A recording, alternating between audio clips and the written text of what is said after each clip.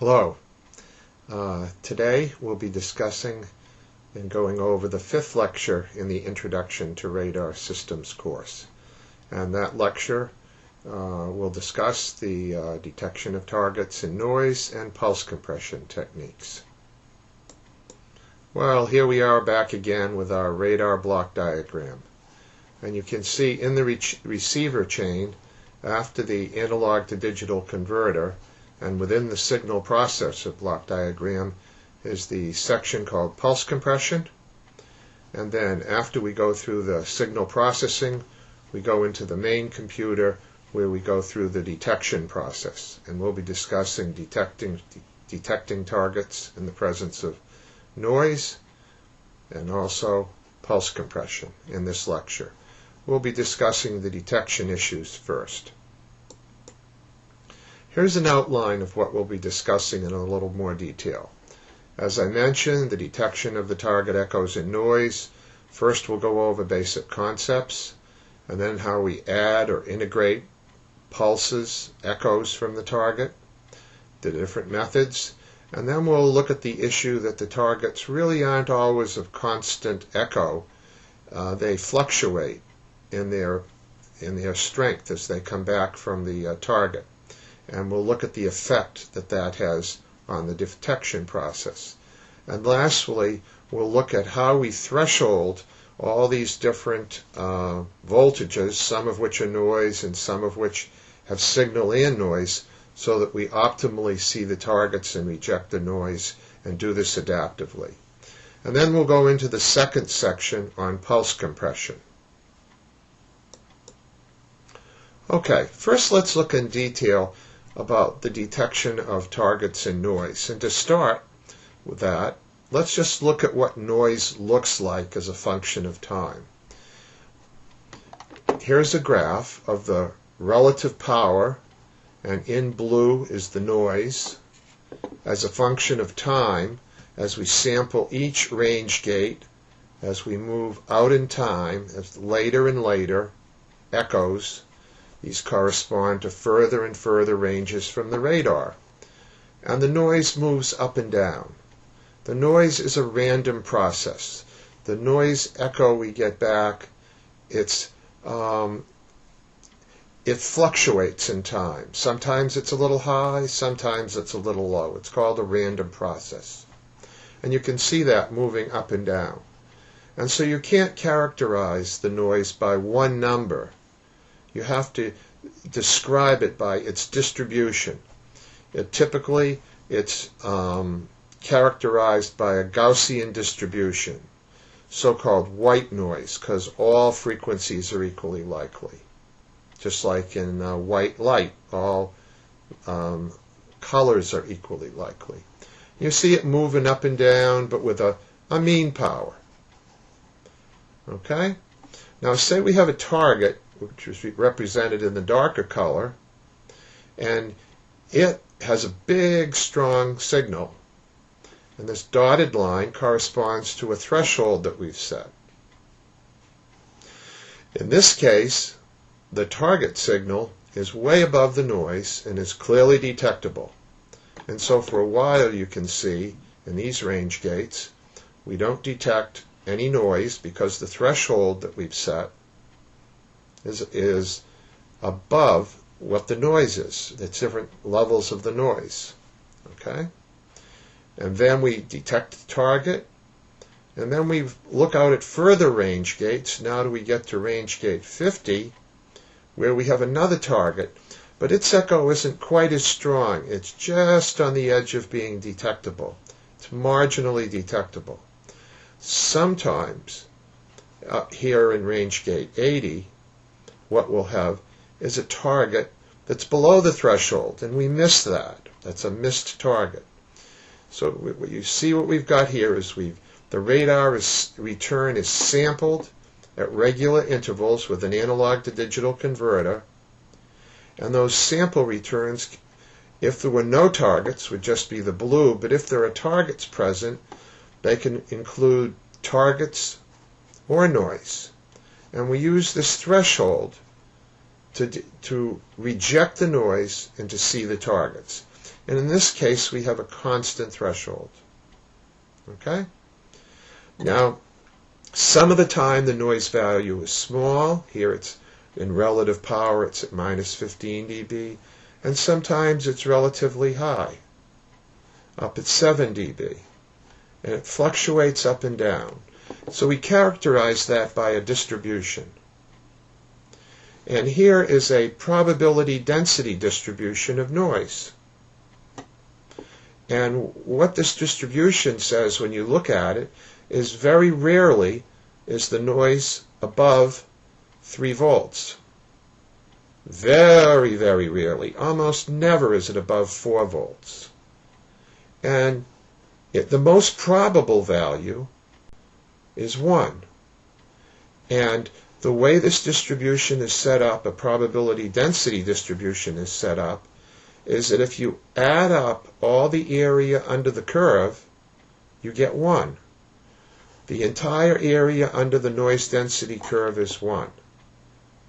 Now the probability, when we set a threshold, say we set a threshold of 2.5 volts, the probability that we will detect a noise crossing, a threshold crossing due to noise, if we set the threshold at 2.5, is just the area under this part of the curve, this shaded part of the curve.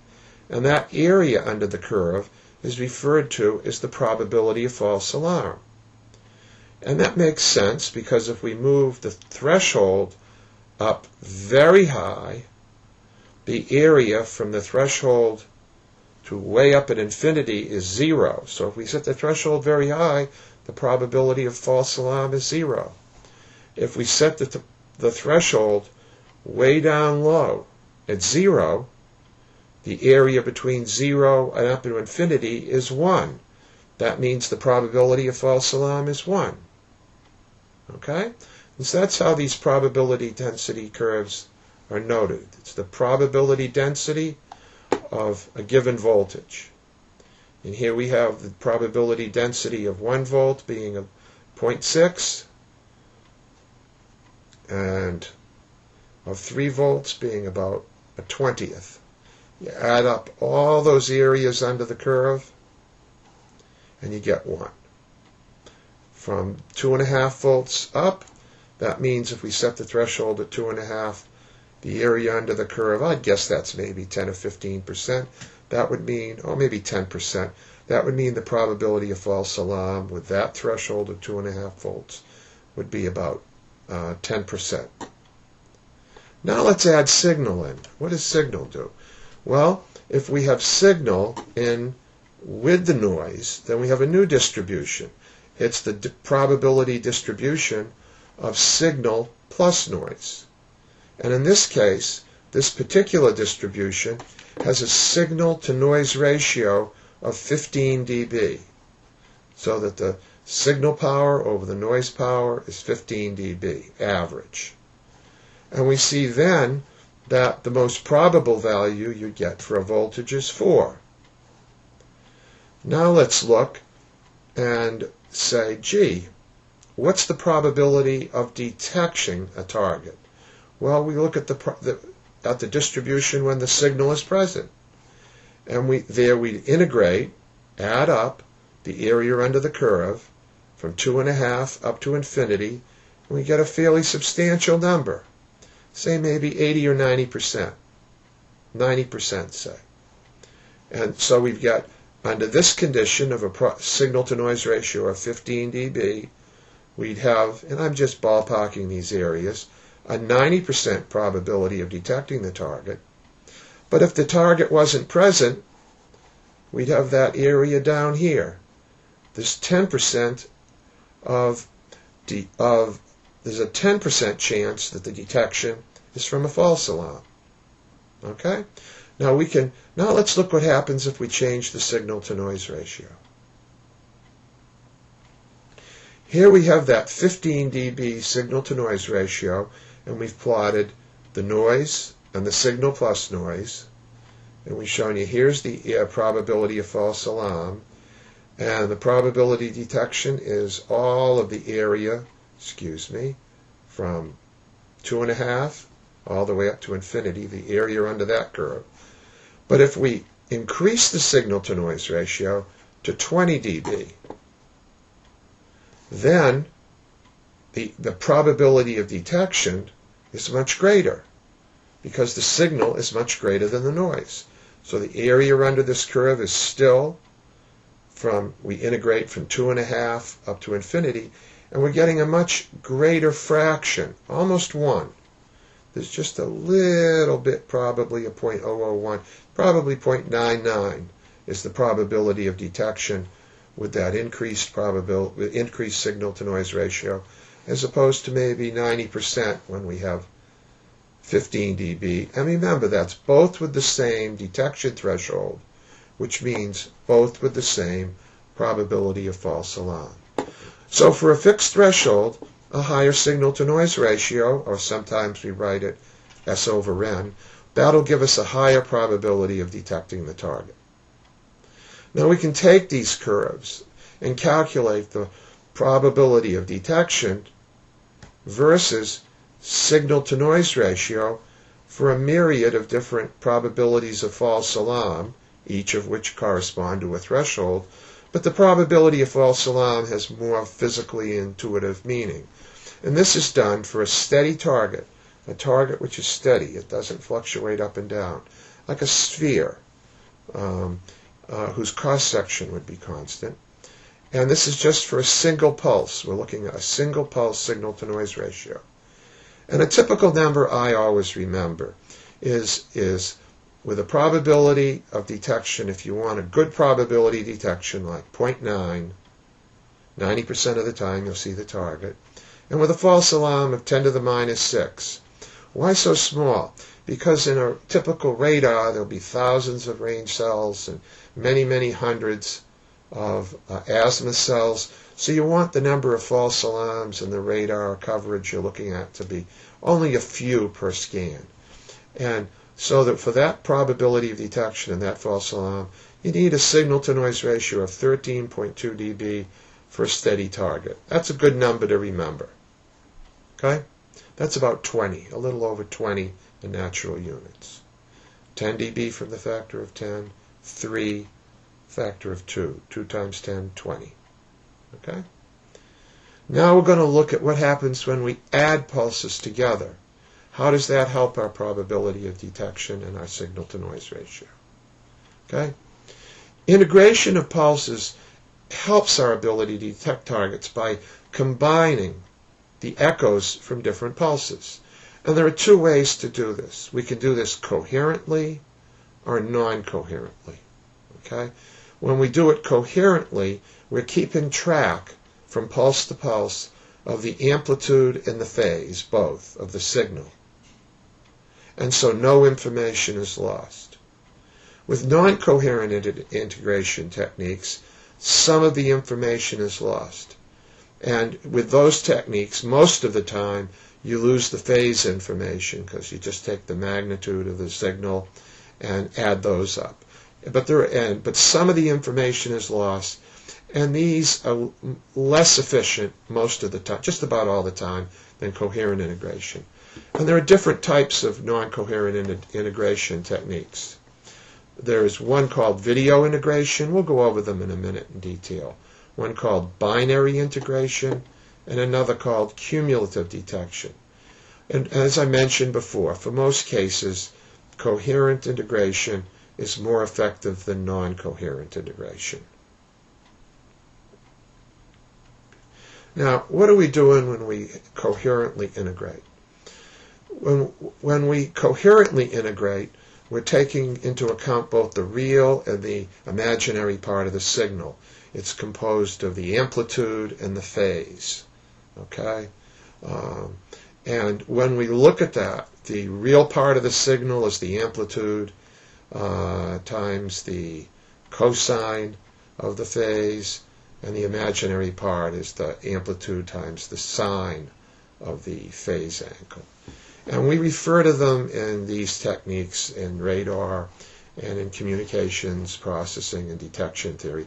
The real part and the imaginary we refer to as the in-phase and the quadrature parts of the complex radar return.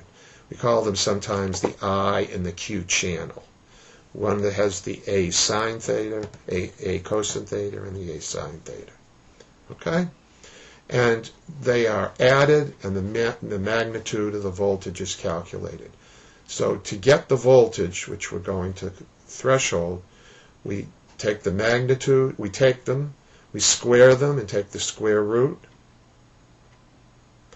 And that's taking the real and the imaginary parts. And then we take that threshold, that quantity, the whole voltage, and then we threshold it. Now with coherent integration, the extra amount you get, the integration gain, is equal to the number of pulses that you coherently integrate. If you integrate 2 pulses, you double the gain. It's 3 dB. You have 3 dB more gain. 10 pulses, 10 dB, 20 pulses, 13 dB. In order for this coherent integration gain to be realized, the noise samples from pulse to pulse must be independent, and that assumes that the background noise is white Gaussian noise. Okay? They're independent from sample to sample.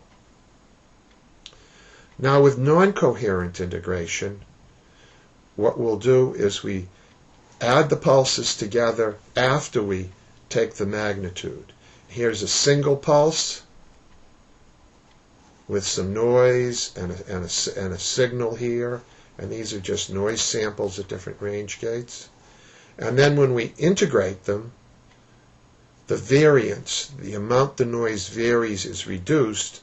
That allows us to set a lower threshold, and the signal-to-noise ratio remains unchanged, but we do get a gain. And the gain we get is typically the square root of the number of pulses that we coherently average. Okay. Now the non-coherent integration gain, and that's also called video integration, as I showed you previously, we generate the magnitude for each of the pulses we integrate, then we add the magnitudes, and then we threshold.